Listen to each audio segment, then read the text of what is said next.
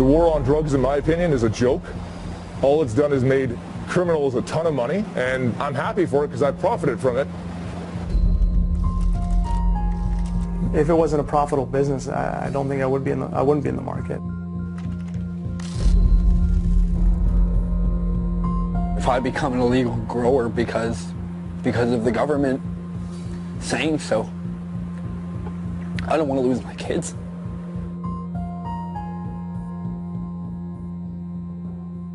The criminal, the businessman, and the patient. These are the players in Canada's medical marijuana world. A world that's about to get turned upside down. There'll be winners and losers, and I've set out to talk to them all. This is where I spend a lot of my time. First, the patient. When Stephen Stairs began using medical marijuana 12 years ago, there were only a few hundred licensed patients. Now he's one of about 40,000. So what's this? I call this my sanctuary.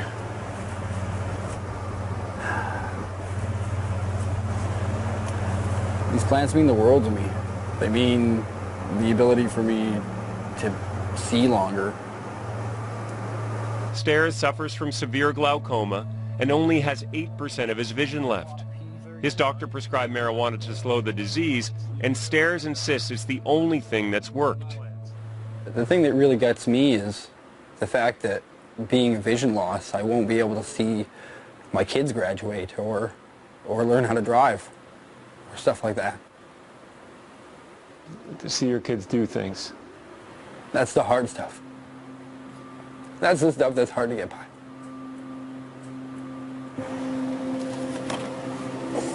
I forgot how heavy this one was. Stairs is afraid that under the new rules, he won't have access to marijuana.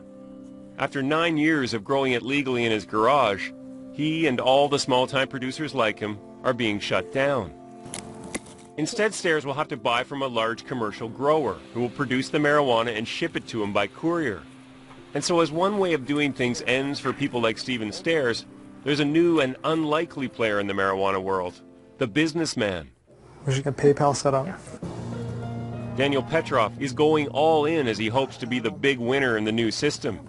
Petrov is desperate to land one of the lucrative government licenses. It's 89 million, fits an ounce perfectly. It would be fair to say that Daniel Petrov stumbled into marijuana. A serial entrepreneur, he's owned a restaurant and lounge, a laser hair removal clinic, and flipped houses for a living. In a world where most people you meet are evangelical about marijuana, he doesn't even smoke the stuff. For him, pot is a product. How much money have you guys sunk into this? Pretty much everything. I've sunk everything in this market. Everything I've had, I've even taken on a second mortgage just to put it into construction. So thousands, hundreds of thousands probably. Hundreds of thousands, absolutely, as a team, for sure, absolutely. Otto. Hello? I was surprised to learn that Petrov's team even includes this man, Otto Fulprecht, a Harvard business grad and former pharmaceutical executive with 25 years of corporate expertise. I'm an entrepreneur, but Otto is the true businessman. You can think of this place as a marijuana startup. It's a great opportunity. I think the medical marijuana opportunity is a great opportunity. You're in the beginning of it being legitimized by the government and being accepted as a medicine. And you're in the beginning of people being able to come out of the closet and not feel bad about using a medicine or something where it was, they had to kind of not tell anyone or not hide it. Forget the gold rush. This is the green rush. Health Canada's own statistics project an annual market of $1.3 billion by the year 2024. By then, they predict medical marijuana users will number almost 500,000. I'm 100% that the medical marijuana business at the end of the day can provide more than money than anyone would need to live comfortably. So I don't really focus on, there is no target or number for me. I know this business will provide, but it's focusing on building the business. But if his business is to work, Petrov needs customers. The question is, will someone like Stephen Stairs buy from a government-licensed pot grower? I can't afford it. I can't afford it. We're looking at $40,000 a year. Like for you? Just for me. Where does the government assume that sick people around the country have liquidities just lying around where they can spend this money? Spend this money and just have no repercussions for how it affects their daily lives. Stephen Stairs is right that prices are going to go up. Even Health Canada predicts that's what's going to happen. Raise the price of anything and people get mad. Medical marijuana users are no different. It's corporate greed. You got these big major corporations and companies that want to walk all over this because it's a billion-dollar operation. But what about the patients, the sick and the dying? That's Paul Hunt. In 1997, after suffering a serious head injury, he was confined to a wheelchair and could barely speak. I knew that sooner or later things were going to... Hunt tells me he got better the moment he was prescribed marijuana. And that was just the beginning.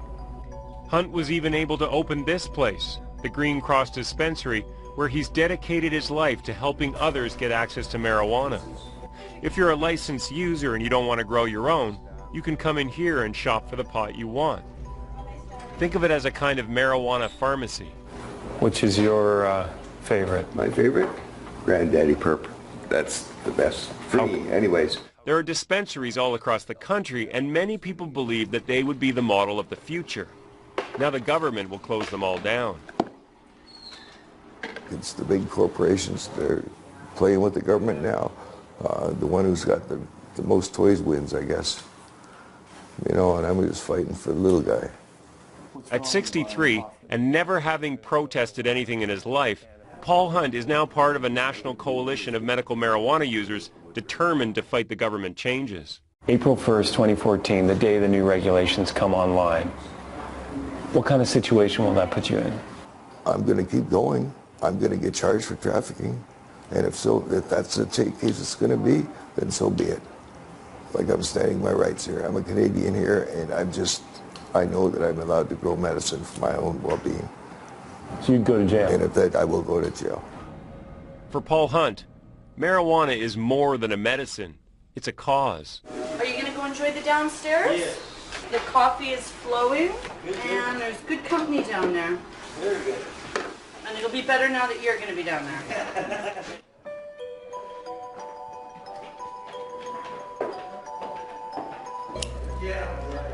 In the basement where medical marijuana users can go to smoke, the new law is all anyone talks about.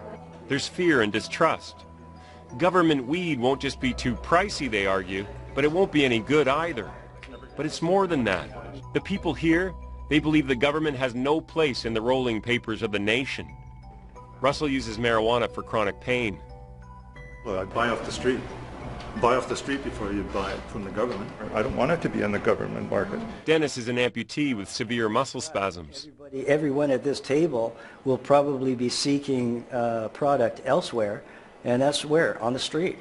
It doesn't take long to realize that the huge market Health Canada is banking on might not be a slam dunk. Of course, the elephant at the table here is the main reason the Canadian government wants to change the system in the first place. That for years, medical marijuana growers have sold to the black market.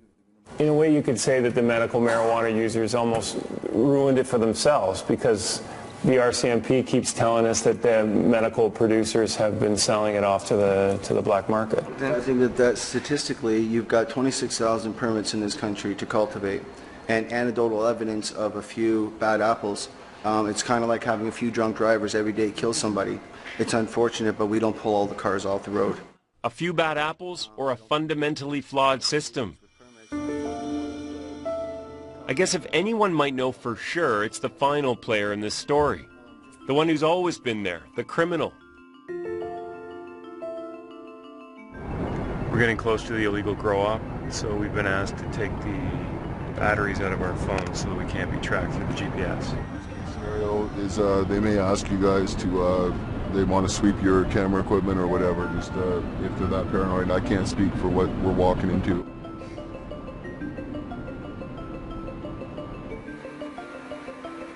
The man who runs this illegal grow-up agreed to be interviewed as long as we changed his voice. He says, "You want proof that the current system is being abused? The market doesn't lie." What's happened is the federal government has allowed people to grow at will, and they're supposed to dispose of all their extra weed. Okay? I don't know anybody who's disposed of extra weed. All that has happened is it's ended up in the black market.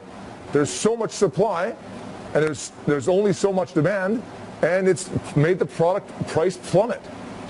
Yes, I still make great money, but there's not the money that there once was in it. It feels a little odd to get such frank economic analysis from a guy in a ski mask. I wonder what he thinks of the new government policy. What do you make of the government's plan to license big growers? Thank God for it, because there's profit in it for me. I'm happy that the government's going to get involved and make sure that this stuff's going for more expensive, because I can produce it cheaper and better than they can. Are you saying that with the new law you're going to make more money? You're in favor of it because you're going to get rich? Personally, I'm in favor of it because I'm going to make more money, you bet. My paycheck's going to double again.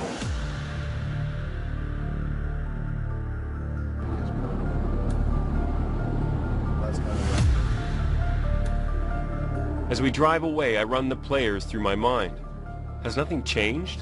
Could the big winner in the new marijuana market once again be the criminals?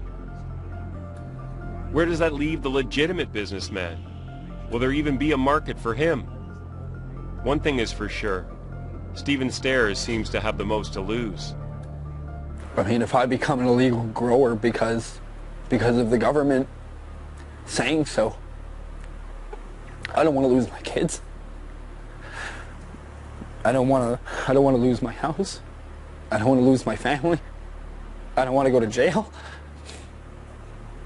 It means the world to me to have an ability to grow my own medicine and to have assurance that I have some sort of control in my destiny of my disability. And I don't think it's fair that the government's taking that away from me.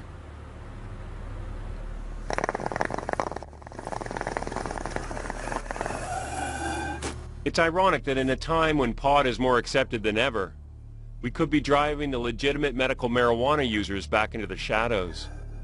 I either keep growing or I go blind. The government's going to have to come to my door and stop me. They didn't come for 12 years. If they come now, that's just a slap in the face to every patient out there. Nick Purdon, CBC News, Winnipeg.